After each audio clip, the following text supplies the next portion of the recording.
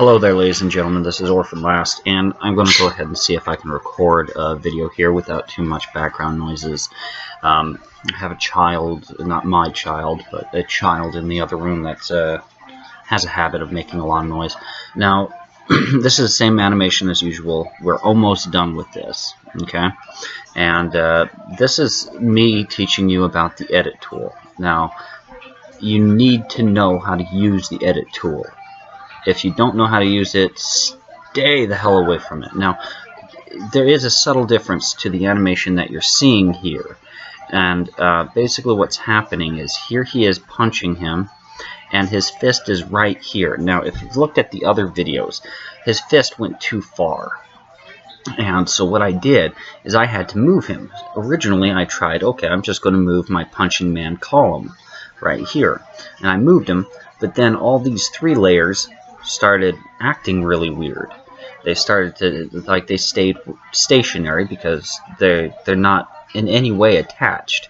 So, you know, I could have just, you know, eyeballed it and kept on moving all three of these columns perfectly there, but the thing is that would take forever. So basically what I'm going to do is I'm going to close down, I'm going to discard all my changes, and then I'm going to open up opentoonz once again and show you. I didn't save any of those changes, by the way, so I'm going to show you the difference from the animation that you just saw to what we're going to be doing. Okay, so boom. Okay, so did you see that? His fist goes way too far. It's like it literally looks like he kind of misses him to some extent. It's like, and yet he reacts as if he's being punched, and it doesn't look right at all. I guess in a way you can't notice. I guess one thing that I could do is I could just add a mask around here and make it so that once his fist encounters the mask around here, it looks like his fist is going inside of him. I guess I could do something like that, and that actually kind of sounds appealing to me. I kind of want to do that, but I've already tried tinkering with masks with very little success, and so I'm going to try something different. Okay, so we're in the animation room, or animation tab. And I'm in the stage schematic. So if you're on the effects schematic right here, go down to the bottom right corner and click on it once, and you'll see it transform into the stage schematic. Okay, and that is if you're following it along with my tutorials. Okay, so this is how you correct a mistake like that, and it is a legitimate mistake. I made that mistake. I should have caught it, but it's really easy to miss that mistake when you're dealing with, when it's like you're starting with frame 1, and it's like, oh, you know, I totally have enough room right here, and you don't plan ahead properly, and it's very easy for you to, like, when you have like 16, 20, 30 different frames to work with, it's really easy for you to just eyeball something and not plan ahead accordingly. And so with the edit tool, you don't necessarily need to plan ahead necessarily as much. So this is the punching man body. I need to find punching man body, punching man blur right arm, punching man blur left arm, and I need to find another one that has something to do with punching man. Punching man, I don't know. Okay. Oh, okay. No, this is the body, and this is the punching man himself. Okay. Now, what I'm going to do is what I'm doing here is similar to creating the a skeleton here, at least from what I understand. Okay, so first of all, what we're going to do is we're going to grab the edit tool, and we're going to change the center. Okay, now I'm going to select the punching man, and I'm going to go to, well, I'm going to go to frame 1 first. Okay, oops, let me get rid of that. Okay, so I'm going to make the center of the punching man right there, and then I'm going to select PBR, which is the right arm, or stage right arm, and I'm going to put that right on the shoulder. And then PBL, I'm going to put that on the left shoulder. And then PBO, which is the body, and ultimately I'm just going to put that on his head.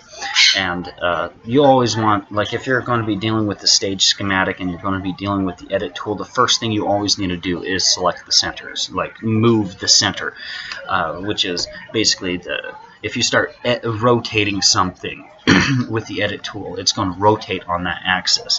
We don't have to worry about anything like that, but just in case later on I do something with this animation, I want to make sure that everything is kosher. So basically what I'm going to do is I'm going to grab these other columns and I'm going to get them parented. I'm going to make this the punching man, this column right here, the parent of them all.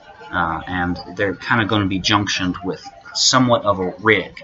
This way, when I use the edit tool and I make and I move the position, oops.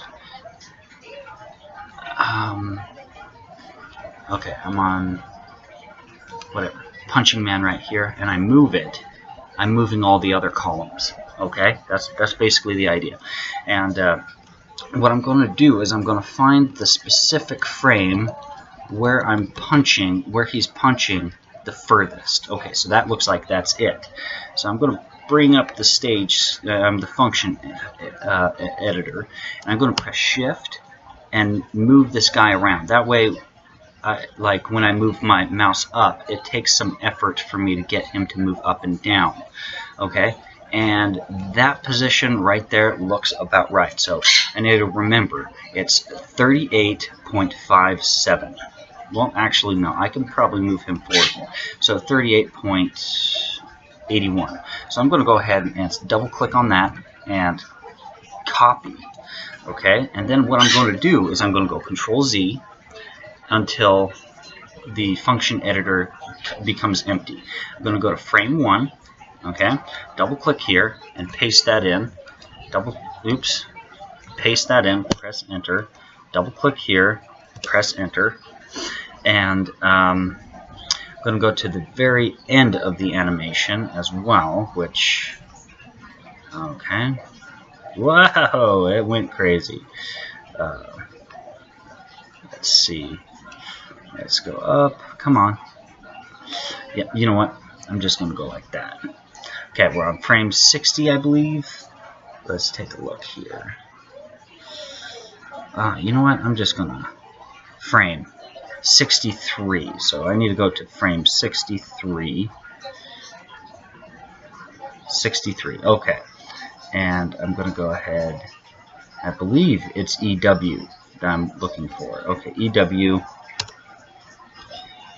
Okay, so now, through all of the frames, it's not going to change, because I have a keyframe here that has his position, his horizontal position, and then here I have a value for his up and down position going up and down. And so when I go ahead and play the animation or scrub through it, you can see his fist is in the right place. I mean, I'm still not quite happy with it because like his fist kind of overlaps over his shoulder, but it happens for such a fraction of a second, and it looks good. When I get more familiar with the effects schematic, I think I might start getting into the whole aspect of, oh yeah, you know, I'll go ahead and put on basically a matte, which is like a layer mask. And not only that, if I go ahead and actually I'm going to save these changes, preferences real quick here, automatically save, okay, file, save all, file, save all levels. Okay, now one of the things that I hesitate with right now is if I go to the X sheet here and I grab these 3 columns and then I decide to collapse them into an X sheet.